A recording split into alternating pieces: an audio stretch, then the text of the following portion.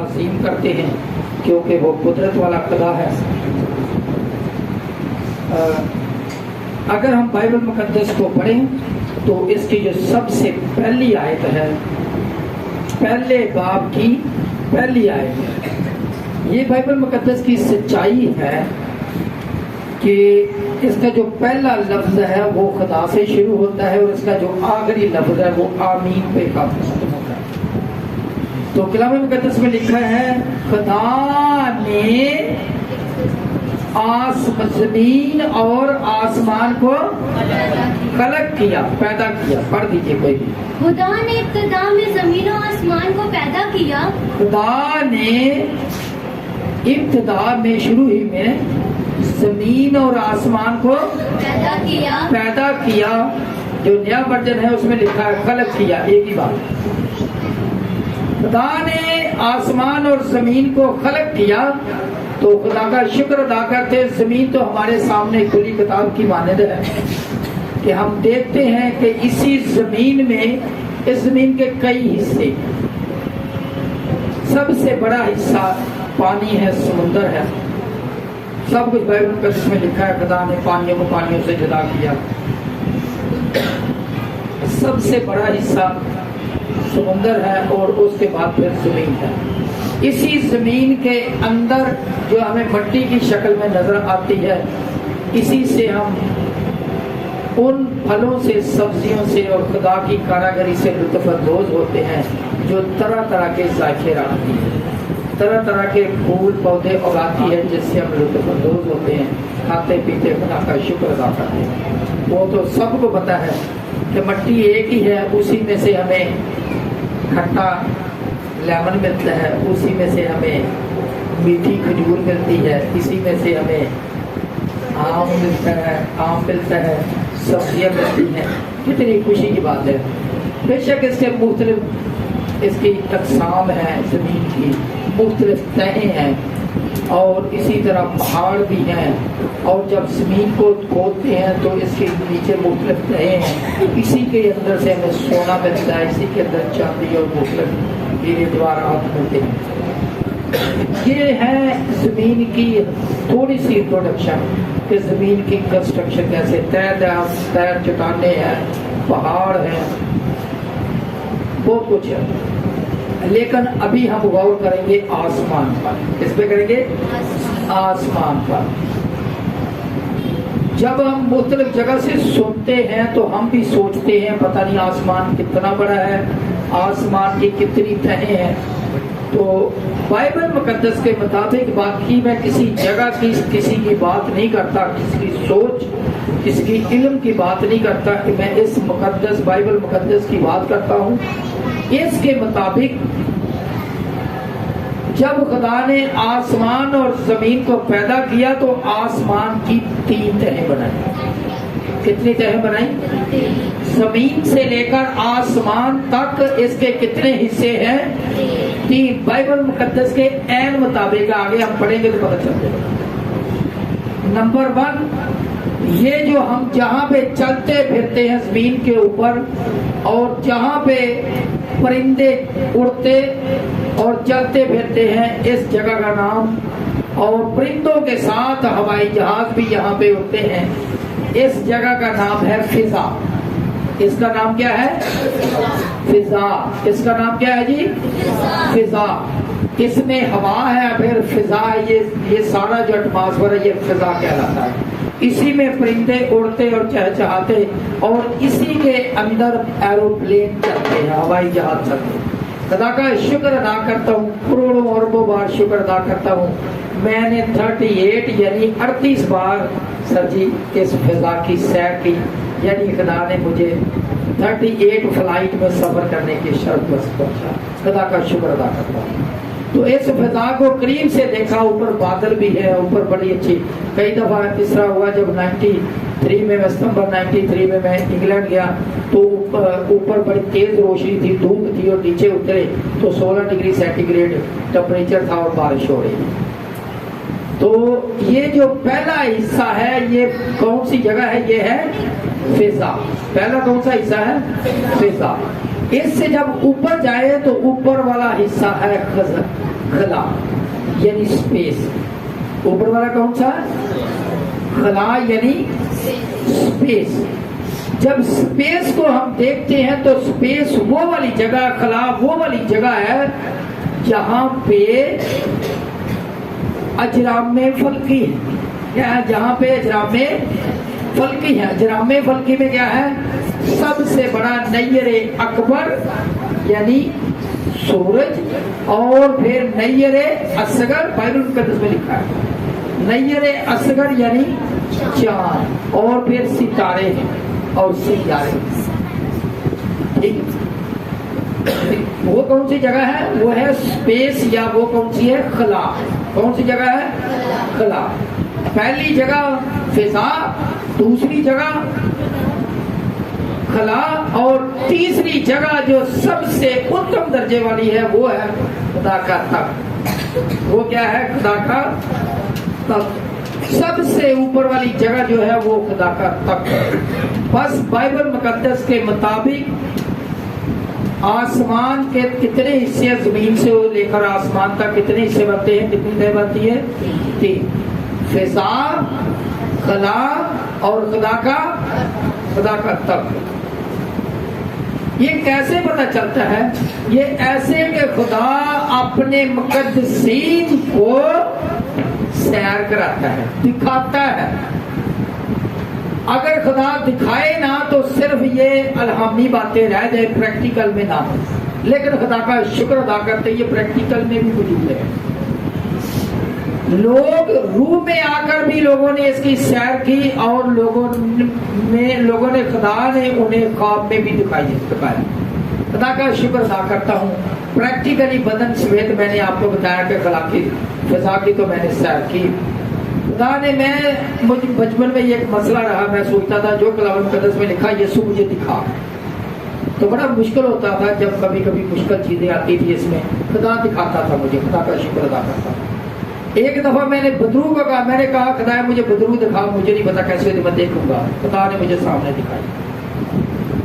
फिर मैंने आसमान का सिस्टम, मैंने कहा यीशु मैं देखना चाहता हूँ आसमान का क्या हिस्सा है। तो खुदा का शुक्र अदा करते हैं कि 98 में खुदा ने मुझे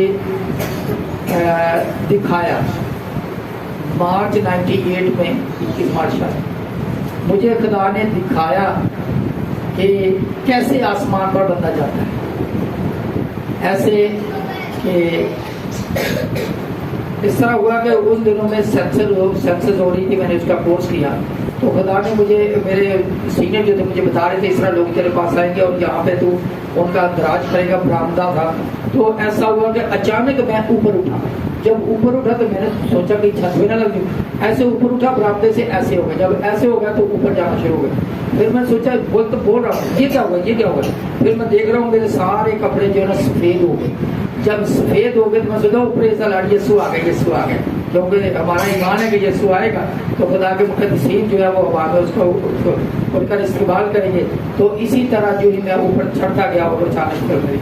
खुदा का शुक्र अदा करते हैं, खुदा ने मुझे ये दिखाया। एक दफा का तो भाई जावेद भी मेरे गवाह है, खुदा ने 3 दफा मुझे आसमान की सैर कराई। ये तो ऊपर जाने की बात कर रहा हूँ। खुदा ने 3 दफा मुझे खुदा ने आसमान की सैर कराई। शीशे के घर, कलम के उसमें लिखा मैं जाता हूँ, मेरे बाप के घर में बहुत से मकान है, अगर ना हो तो मैं तुमसे कह देता, मैं जाता हूँ, जाकर तुम्हारे लिए जगह तैयार कर। खुदा का शुक्र अदा करते हैं, खुदा ने वो मकान जो शीशे के बने हुए हैं, बहुत अच्छी लाइट है वहाँ पे, वो खुदा ने मुझे दिखाया। और खुदा का शुक्र अदा करते हैं, फिर 2 दफा और मुझे खुदा ने दिखाया। बहुत हरियाली है और बहुत सब्जा है और बहुत सारे फूल हैं। 2 दफा मैंने ये सब देखा। खुदा का शुक्र अदा करते हैं। ये कैसे मेरे ज़हन में आया या क्यों दिखाया, कैसे हुआ? ये महज इसलिए हुआ कि जो कलाम मुकद्दस में लिखा हुआ है वो पूरा हो। जो कलाम मुकद्दस में लिखा हुआ जी वो पूरा हो। कलाम मुकद्दस में लिखा है, अगर हिजकियेल उसका 38 बाब पहली आयत में पढ़े तो वहां पे लिखा है कि खुदा ने हिजकियेल को क्या किया है? रूह में ऊपर उठा लिया। जी कोई भी पढ़ने में ना भाई करें जी। اور خداوند کا کلام مجھ پر نازل ہوا جی کہ اے اس آدم لیے زاد لکھتے ہیں خداوند کا کلام مجھ پر نازل ہوا جی کہ اے آدم زاد جوج کی طرف جو ماجوج کی سرزمین کا ہے اور روش اور 37واں باب پہلے آئے خداوند کا ہاتھ مجھ پر تھا اور اس نے مجھے اپنی روح میں اٹھا لیا ہاں خداوند کا ہاتھ مجھ پر تھا اس نے اپنی روح میں مجھے اٹھا لیا خدا نے اپنی روح میں کس کو اٹھایا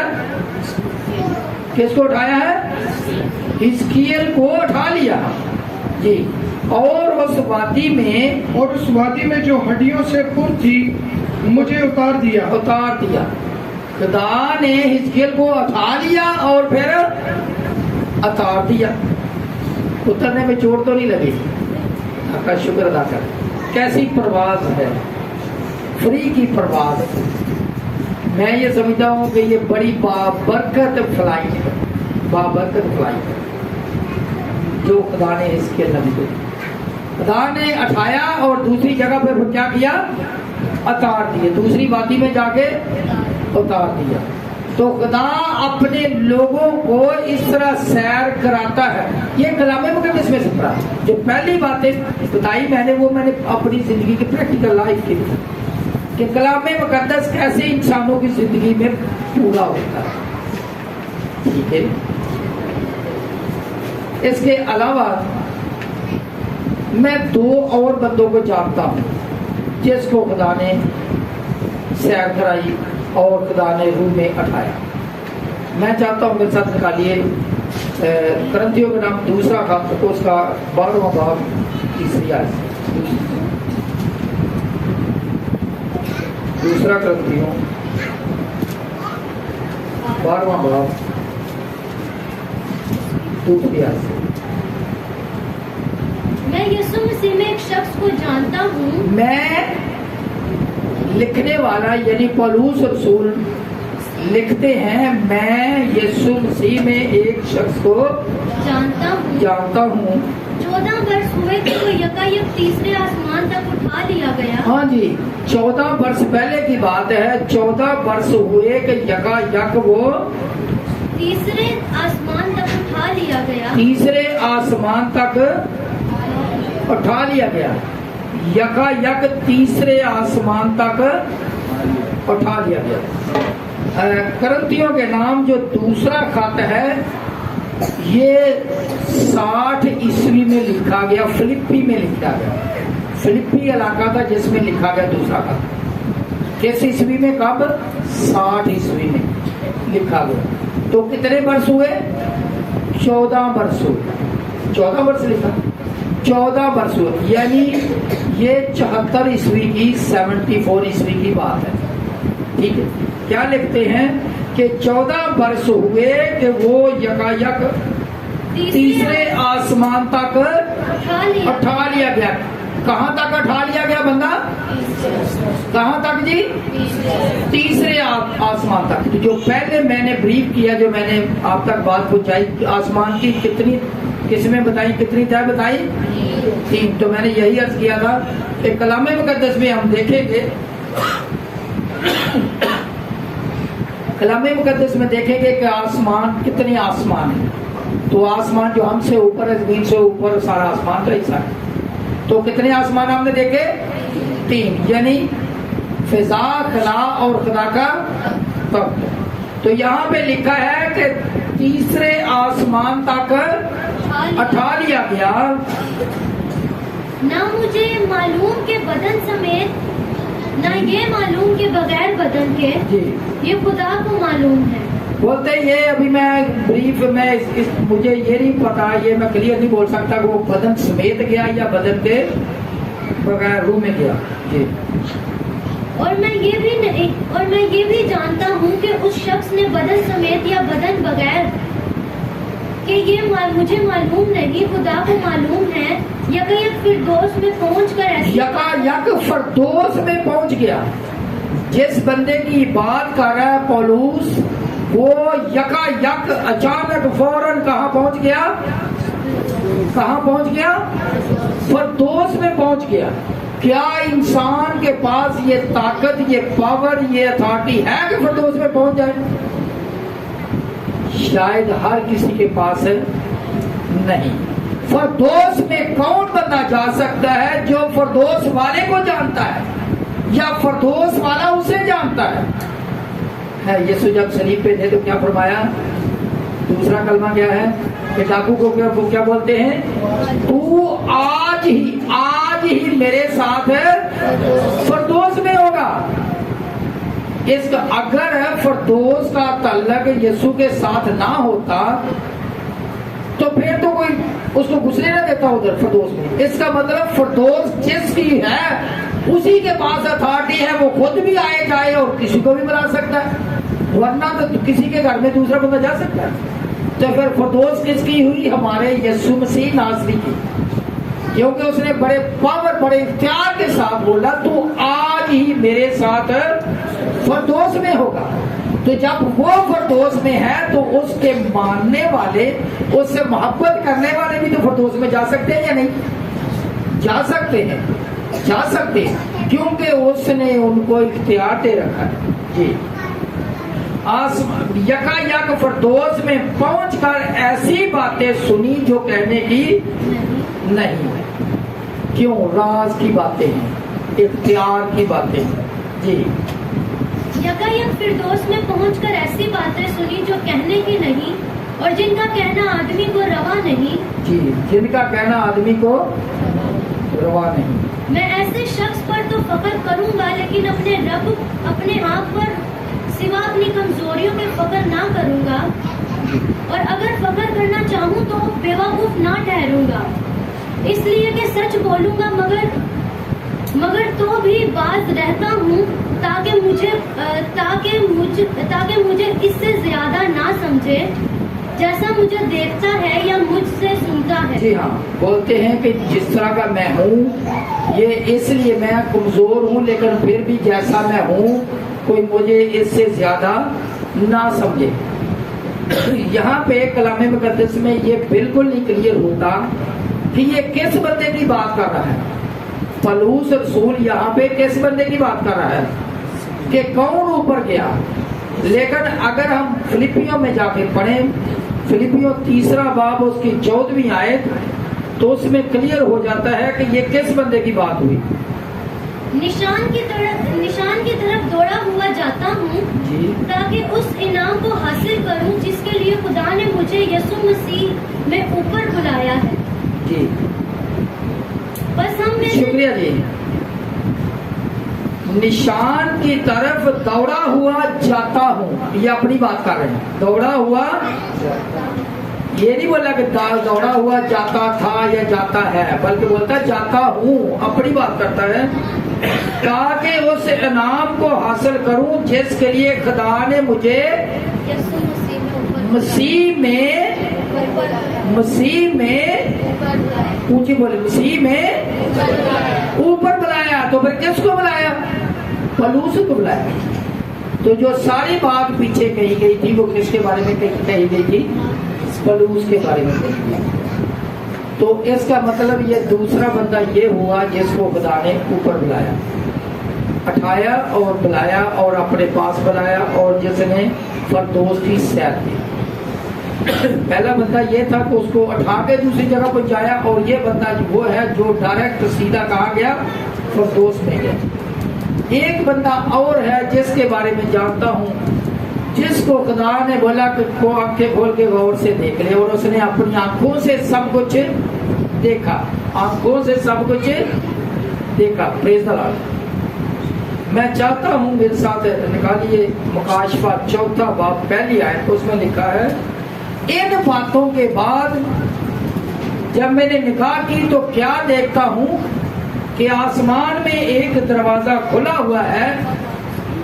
جی ان باتوں کے بعد جو میں نے نگاہ کی تو کیا دیکھتا ہوں کہ آسمان پر ایک دروازہ کھلا ہوا ہے، اور جس کو میں نے پیشتر نصیحے کسی آواز سے اپنے ساتھ باتیں کرتے سنا تھا وہی فرماتا ہے کہ یہاں اوپر آ جا، میں تجھے وہ باتیں دکھاؤں گا جن کا ان باتوں کے بعد ہونا ضرور ہے۔ فوراً میں روح میں آ گیا، और क्या देखता हूँ कि आसमान पर एक तख्त रखा है और फौरन मैं रूह में आ गया और क्या देखता हूँ कि आसमान पर एक वो आसमान की कौन सी जगह है? तीसरी स्टेज। आसमान पर एक तख्त रखा हुआ है और उस पर वो बैठा है। जो उस पर बैठा वो संगे यशब और अकीक सा मालूम होता है जी। और उस तख्त पर कोई बैठा है और जो उस पर बैठा है वो संगे यशब और अकीक सा मालूम होता है और उस तख्त के गिर्द जुमुर्द की सी एक धन मालूम होती है, एक धनक मालूम होती है। और उस तख्त के गिर्द 24 तख्त हैं। उन उस तख्तों पर तख्त लगा हुआ है, तख्त के गिर्द 24 तख्त हैं और उन तख्तों पर 24 बुजुर्ग सफेद पोशाक पहने हुए बैठे हैं जी। और उनके सरों पर सोने के ताज हैं जी, उन पर सोने के ताज हैं और उस तख्त में से बिजलियां, आवाजें और गर्जें पैदा होती हैं। Praise the Lord. ये तख्त का सारा सीन है। तो ये बंदा, पहला बंदा हमने देखा कि जो पलूस रसूल के बारे में क्या है, वो यकायक आसमान पर पहुंच गया और उसे फरदौस में पहुंच गया। और ये बंदा वो है जिसने तख्त देखा, यानी तीसरे आसमान की सैर की। ये कौन है? ये कौन है? कौन है? ये यूहन्ना है। ये यूहन्ना आरिफ है जिसने मकाशफा लिखा। ये यूहन्ना आरिफ है। तो खुदा का शुक्र अदा करते हैं कि जो इस कलाम मुकद्दस में लिखा हुआ है, खुदा उसको एक एक लफ्ज को पूरा करता है। खुदा ने अपना आसमान खोला अपने लोगों के लिए और अपने आसमान की सैर करा। खुदा का शुक्र अदा करते हैं। जब हम दुआ करते हैं तो उस वक्त हम कहते हैं, हमारा ईमान होता है कि खुदा हमारे पास है। कहाँ पे? खुदा कहाँ पे है? खुदा हमारे साथ है, खुदा हमारे पास है और वो हमारी दुआ सुन ले, जल्दी जल्दी हमारी दुआ सुन ले। ऐसे ही जब हम दुआ करते हैं, किसी मुश्किल में होते हैं, गौर कीजिएगा, किसी परेशानी में होते हैं, तो फिर हम बोलते हैं कि खुदाया जल्दी जल्दी हमारी दुआ को सुन ले और जवाब दे दे और काम हो जाए। और ऐसा हो भी जाता है, ऐसा हो भी जाता है। जिस वक्त हम दुआ करते हैं उस वक्त हम सोचते हैं, हमारा ईमान होता है खुदा हमारे पास है, खुदा हमारे करीब है, हमारी दुआ को सुन रहा है। लेकिन जब हम गुनाह करते हैं तो उस वक्त बिल्कुल भूल जाते हैं और बोलते हैं खुदा कहाँ पे है? आसमान पे। उस वक्त खुदा को फौरन आसमान पे पहुंचा देते हैं। उस वक्त नहीं सोचते कि खुदा हमारे पास है, खुदा हमारे साथ है। और जब हम दुआ करते हैं उस वक्त सिर्फ सोचें कि वो क्या अपने मतलब की बात हो। इबादत का टाइम कब है और कब हम आते हैं ये भी सोचें, ज्यादा बात करने की जरूरत है। यीशु टाइम पे जो हमारी कमिटमेंट है खुदा के साथ, यीशु के साथ, वो कैसी है।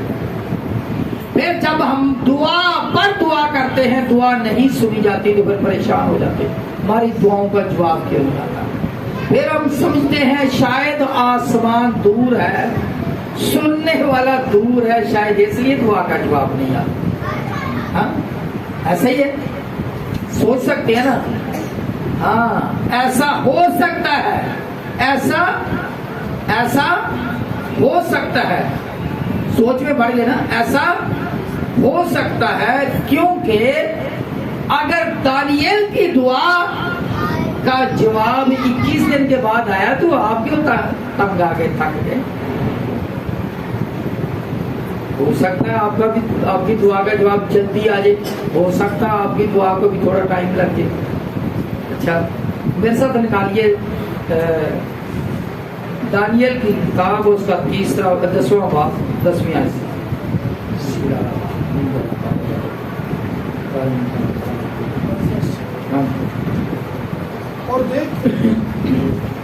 और देख एक हाथ ने मुझे छुआ और मुझे घुटनों और हथेलियों पर बिठाया और उसने मुझसे कहा, ऐ दानियल अजीज मर्द, जो बातें मैं तुझसे कहता हूँ समझ ले और सीधा खड़ा हो जा। کیونکہ اب میں تیرے پاس بھیجا گیا ہوں.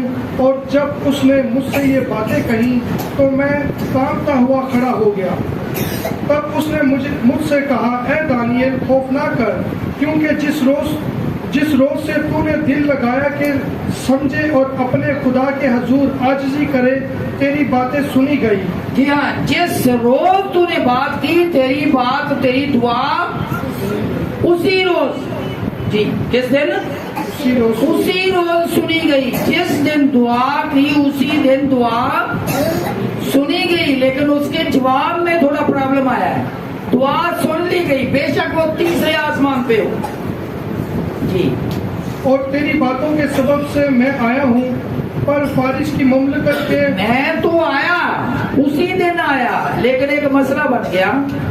پر فارس کی مملکت کے موکل نے 21 دن تک میرا 21 دن 21 days 21 دن تک میرا راستہ, میرا مقابلہ کیا. جی, پھر میکائیل جو مقرب فرشتوں میں سے ہے میری مدد کو پہنچا, اور میں شاہان فارس کے پاس رکا رہا. اور سن لے 14ویں آیت, اور سن لے, پر اب میں اس لیے آیا ہوں کہ اب میں یعنی 21 دن کے بعد اس لیے آیا ہوں جو کچھ تیرے لوگوں پر آخری ایام میں آنے کو ہے تجھے اس کی خبر دوں, کیونکہ ہنوز یہ رویا زمانے دراز کے لیے ہے. جی ہاں, اور جب 21 دن, شکریہ جی, 21 دن کے بعد اس کی دعا کا جواب اس تک پہنچا, لیکن سنی کب گئی, اسی دن. تو پھر جب ہماری دعا, جس طرح ہم یہ سمجھتے ہیں کہ جب میں دعا کروں تو اسی وقت سنی جائے, کیونکہ خدا میرے پاس ہے, میرے ساتھ ہے, وہ سن رہا ہے, تو ہمیں یہ بھی سوچنے کی ضرورت ہے کہ جب ہم گناہ کرتے ہیں اس وقت بھی اس بات کو مد نظر رکھیں کہ خدا ہمارے پاس ہے, خدا ہمارے ساتھ ہے, وہ ہم سے دستبردار نہیں ہوتا, کیونکہ اس کا سچا وعدہ ہمارے ساتھ ہے. تو جب وہ ہمارے ساتھ ہے تو کلام مقدس میں ہم نے یہی پڑھا کہ لکھا ہے کہ تیری دعا اسی روز سن لی. تو خدا کا شکر ادا کرتے ہیں, خدا اپنے برگزیدوں کی دعا اسی روز سن لیتا, خدا کا شکر ادا کرتے ہیں. آئیے اب اپنی آنکھوں کو بند کریں اور سنے ہوئے کلام پر غور کریں اور سوچیں, دیکھیں میں کس جگہ پہ ہوں. کلام مقدس کے آئینہ میں اپنے آپ کو پرکھیں, میں کس جگہ پہ ہوں. جب میں دعا کرتی ہوں, کیا میری دعا اسی روز سن لی جاتی ہے, یا میں یہی سمجھتا ہوں یا سمجھتے ہوں کہ خدا آسمان کر دیا.